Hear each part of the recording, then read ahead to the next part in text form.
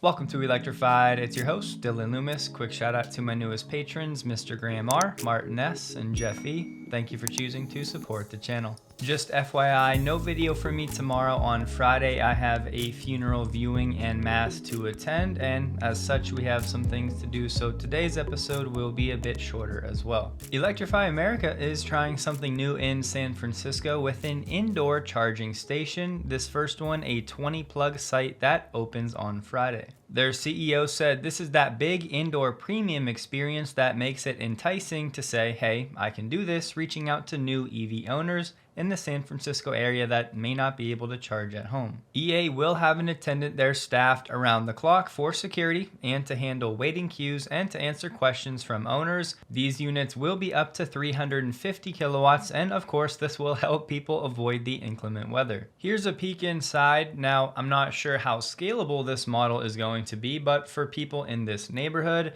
there will be a lounge inside for owners to relax while they charge up. The former chairman of Hyundai's National Dealer Council is saying that EV sales would benefit from more exposure at the main auto shows. He said some short-sighted OEMs that have dropped out of auto shows don't really appreciate the value they bring to not only the dealer body, but the people that buy your cars. The Washington, D.C. auto show is really focused on EV ride and drives, and I support those because people get a true appreciation for the experience. He said that one is a major show, but it's still far behind those in Detroit, LA, New York, and Chicago. He added, aside from the sustainability benefits, it's just a much better driving experience. Once a customer gets in an EV, there's little chance they'll go back to a combustion vehicle. I shared that as the stage setter for this one. Kyle Connor sharing some pictures in a quick video of Tesla on display at the Chicago Auto Show. Remember, this is the first time Tesla makes an appearance at this show, and yes, the Cybertruck is there as well. In 2023, the Chicago Auto Show welcomed more than 300,000 total attendees, 100,000 more than the previous year.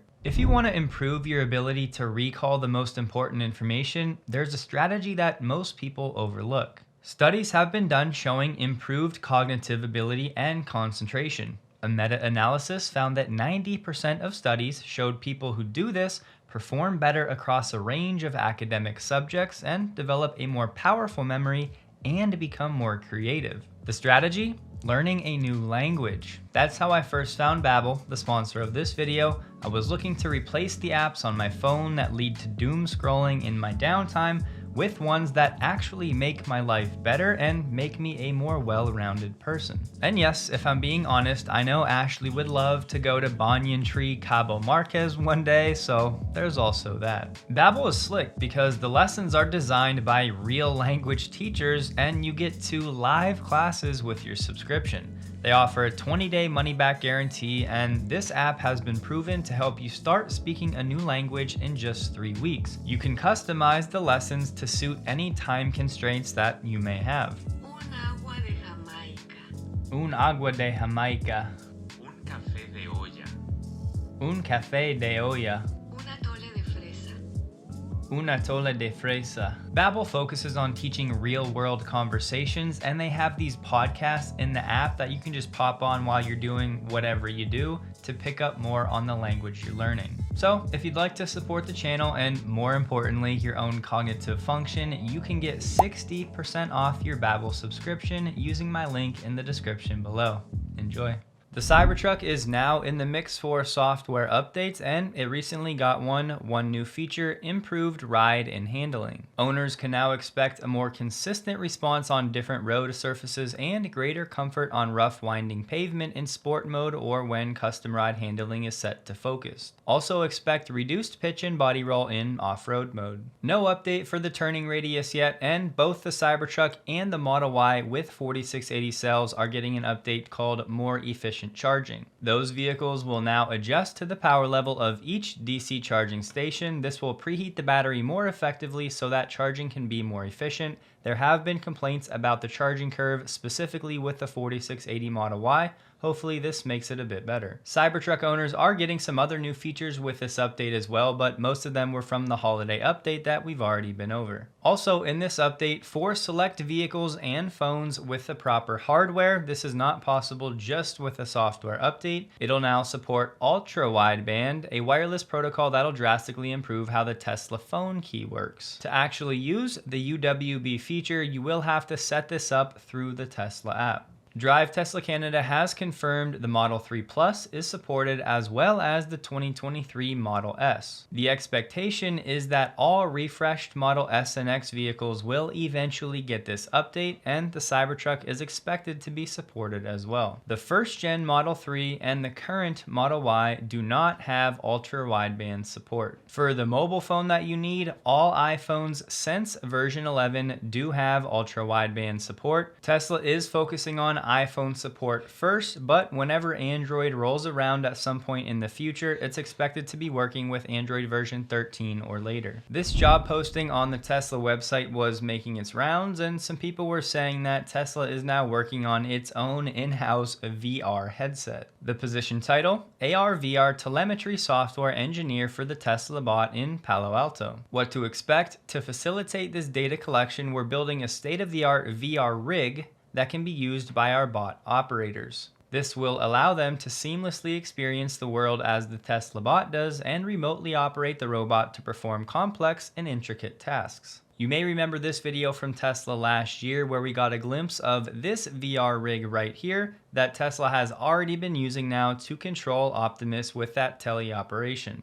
Just wanted to make it clear that, at least for now, I would not be expecting any VR headset from Tesla that you can buy as a customer. This for now is going to be something that they use in-house to actually train Optimus. This video was pretty entertaining. It was shared last year, but NASA also has a humanoid robot, Valkyrie, that is also operated with these VR controls. You can see this guy in the black in the back with the headset on and the controls in his hands. This is most likely a teleoperation system that uses VR technology. If you've been around for a while, you may recall back in 2018, Tesla was applying for a patent for an augmented reality application to make factory work easier, specifically in Fremont. It was called Augmented Reality Application for Manufacturing and described a system that overlays data corresponding to features of an object of interest in AR glasses that could be used as safety glasses by workers. Back in 2016, Tesla also confirmed to using wearable tech to increase production efficiency. At the time, APX Labs, who was a partner of Google Glass, had confirmed they signed Tesla as a client. Tesla did respond, maybe playing the semantics game, saying Tesla does not use glass hardware in the Tesla factory. Yet another product line that Tesla has been dabbling now with for a long time that most people are not familiar with: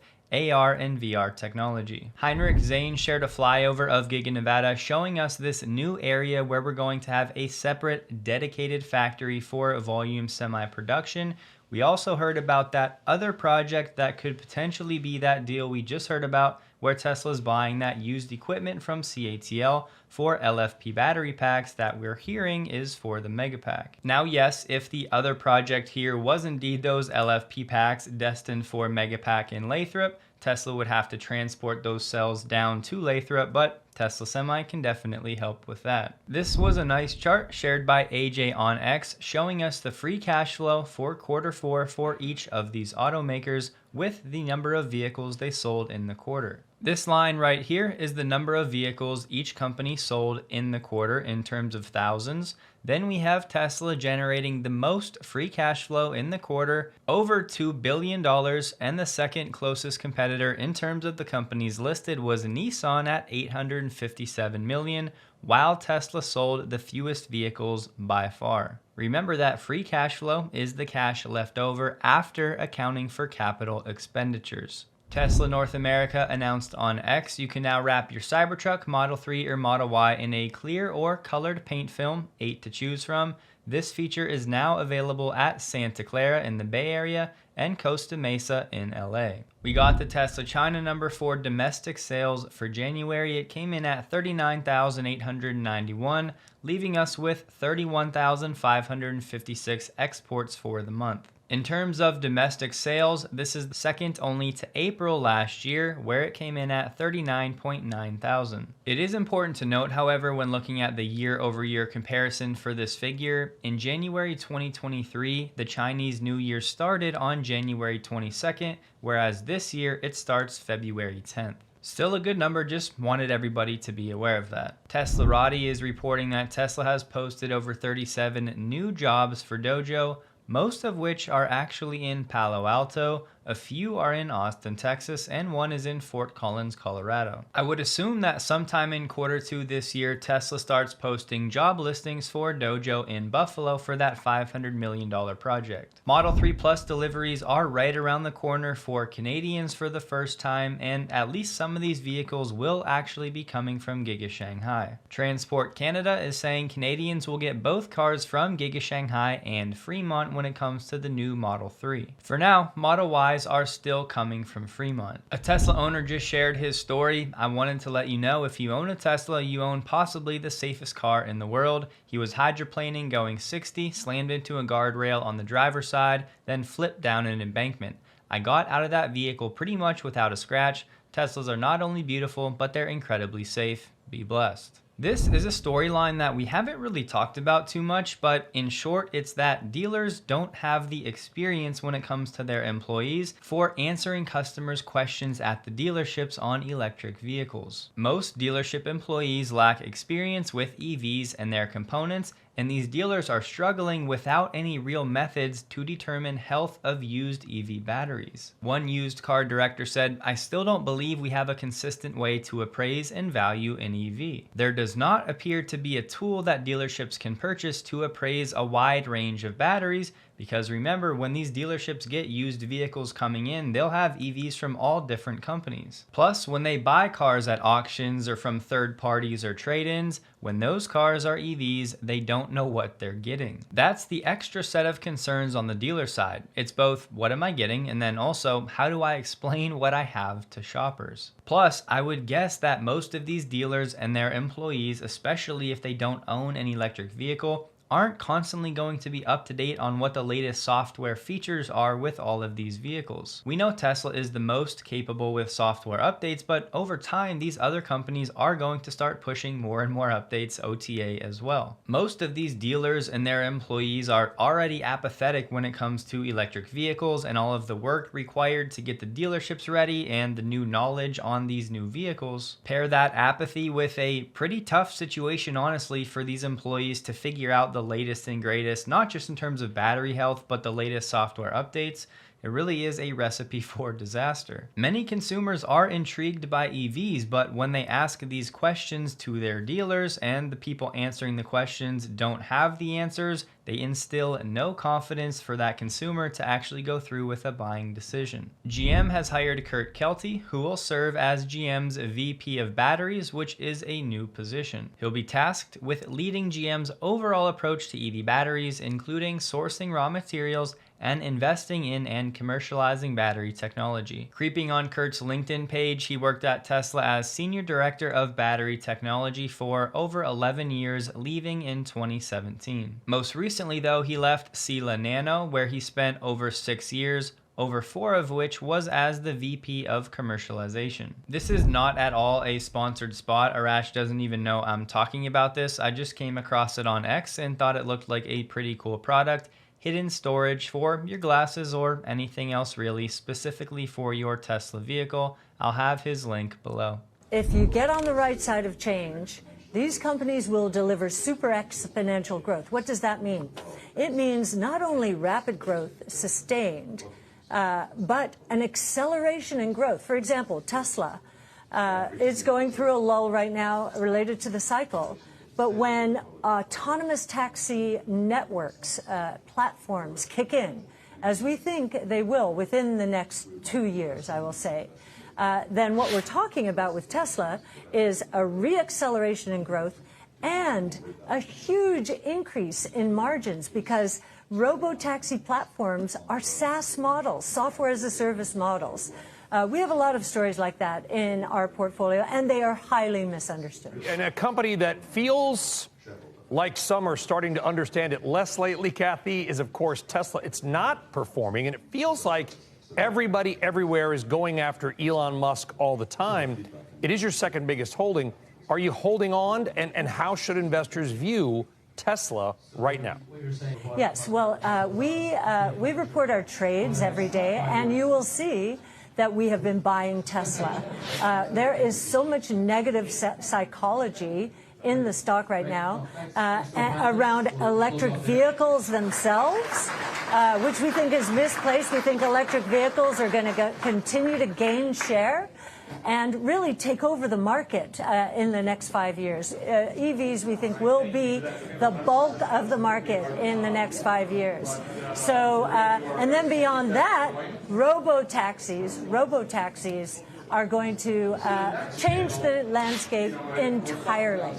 So our target price, published target price, which is going to change, is roughly $2,000. The stock is a little below $200. So we're talking about a 10x in our base case, and that's not even our bull case. Rivian has temporarily paused all deliveries of the R1T and the R1S in Canada. They're being canceled due to a software issue, unknown when they're going to resume. There's no word of any United States deliveries being canceled, so I would guess that this has something to do with a Transport Canada regulation, and hopefully Rivian can fix it with an OTA update. Tesla stock closed today at $189.56, up 1.06%, while the Nasdaq was up 0.24%. It was a very low volume day for Tesla stock, trading about 28 million shares below the average 30-day volume. Don't forget, check out Babbel linked below. Keep that cognitive function sharp.